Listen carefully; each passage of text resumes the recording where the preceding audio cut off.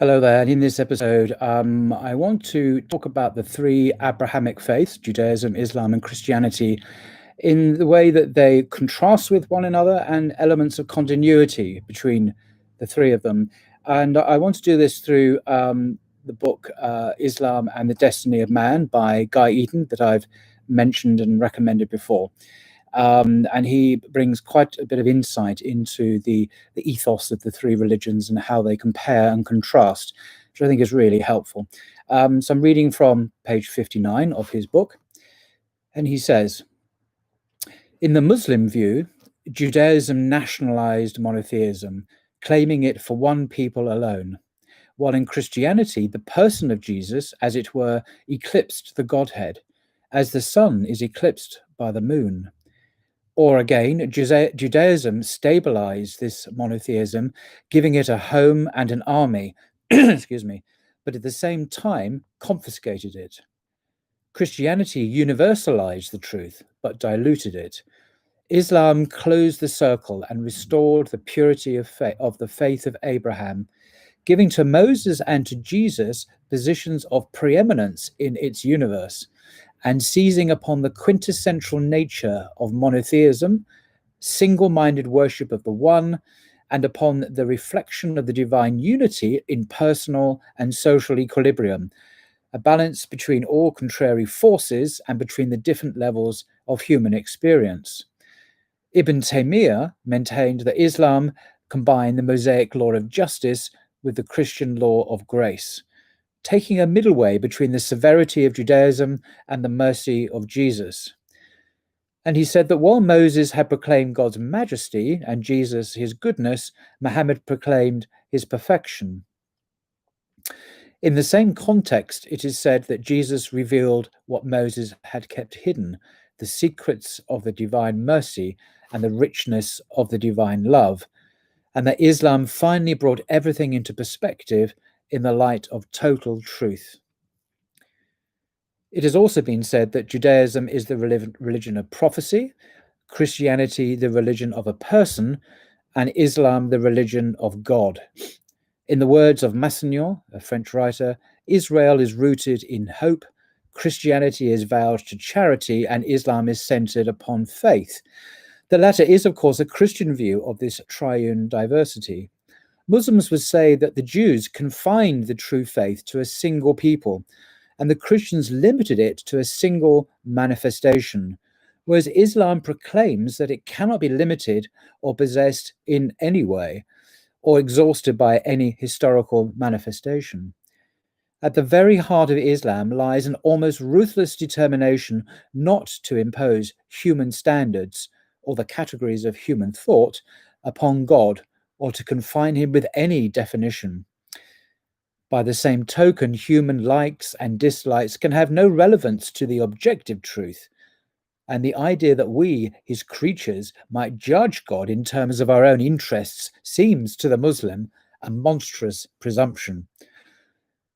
What Muslims reject in Christianity is the way in which God appears to suffer in the process of history, thereby ceasing to be totally independent and wholly self-sufficient, as the Quran describes him, uninvolved in the reflections of his power and benevolence, which shine through every fragment of his creation. As Muslims see it, Christians have been so possessed and overwhelmed by the splendor of their prophet, Jesus, as to compromise the divine transcendence. And in their cultivation of personal piety, they have allowed human society to slip away from righteousness, leaving the conduct of worldly affairs to secular forces, indifferent to the priority of eternal norms.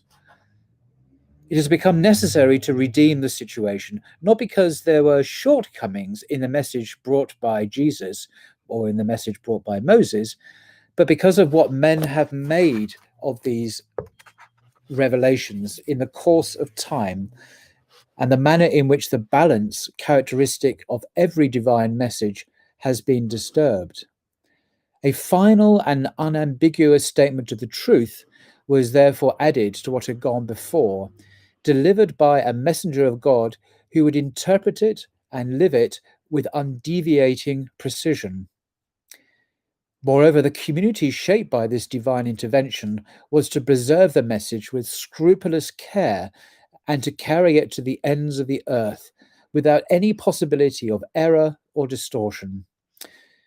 It is for this reason that Muslims have so profound a horror of anything that savours of bid'ah, innovation, including what modern Christians would regard as necessary adaptations of religion to changing times. Man's function in the scheme of things, his destiny and his duties, have been declared with unprecedented clarity. Since all that needed saying has been said, there never again can be any need for a reminder to mankind. If men and women fall once more into forgetfulness, or if they again distort the God-given truth, then there can be no hope for them. It's not always easy for Christians to grasp or live with the seemingly abstract truth which lies at the heart of monotheism. The miraculous coming of Jesus and the sublimity of example which he sets dazzle them, so that truth itself becomes personal rather than objective. In Islam, God does not himself descend into the human matrix or convert by miracles.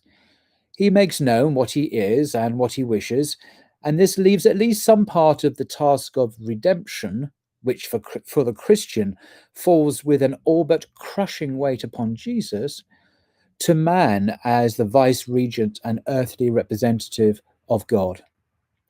Islam takes man as he is and, on that basis, teaches him his duties and guides him to his goal. It is able to do so because it rejects the Christian dogma that human nature is corrupted in its very essence. Man is weak, forgetful, need a miracle to save him. Christianity, on the other hand, locates the core of sin and the deviation in the heart of every man and woman born. Moreover, the natural world as a whole is seen to have participated in the fall, each leaf and each flower stained by the primal sin, a view which, in a secularized world, has made possible the brutal exploitation of nature to satisfy human appetites. I think I'll leave that there. This whole book is a very rich meditation on these themes, and I do highly recommend it. I don't agree with everything that Gai Eaton says on certain marginal issues, which I'm not going to go into, but he writes with such eloquence and such profundity and insight in a way that few other English writers have ever matched on this subject. I just hope you've enjoyed that flavour of his writing. Till next time.